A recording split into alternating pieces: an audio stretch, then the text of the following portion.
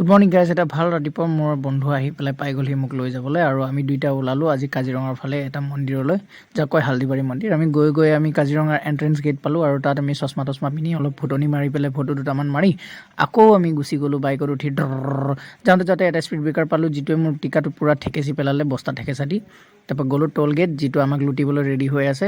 তাৰপিছত আমি ভাবিলোঁ কিবা এটা খাই লওঁ, ভুজিয়া ল'লোঁ। সি চিগাৰেট খালে, হাৱা চাৱা পকি কৈ আছে যে ছিটটো বহুত গৰম হৈ আছে, পকৰ জ্বলিব। মই কৈছোঁ ঠিক আছে দে, পুৰো পকৰত বৰফৰ টুকুৰা এটা ঢালি দিম, যিটোৱে তোৰ পকৰটো চেঁচা কৰি ৰাখিব। ব'ল এতিয়া আমি গৈ থাকোঁ।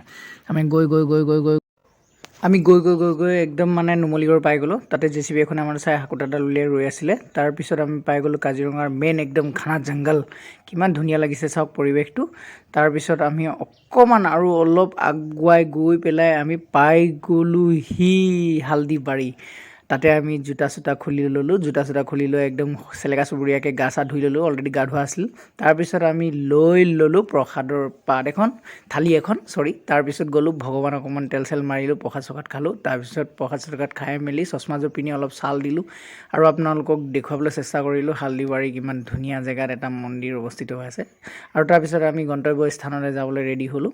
তাৰপিছত আমি গৈ দেখিলোঁ ৰামধেনু দেখাৰ পিছত আমি দেখিলোঁ গ্লুক'জৰ বটল। তাৰপিছত লৈ পেলাই চাখনা উখনা লৈ পেলাই বাইদেউৰ তাত আলহী হিচাপে আমি আহিলোঁ। গতিকে আমি খাই বৈ অকণমান এনাৰ্জি বুষ্ট কৰিলোঁ। চাই লওক, এইটো হৈছে গ্লুকন ডি।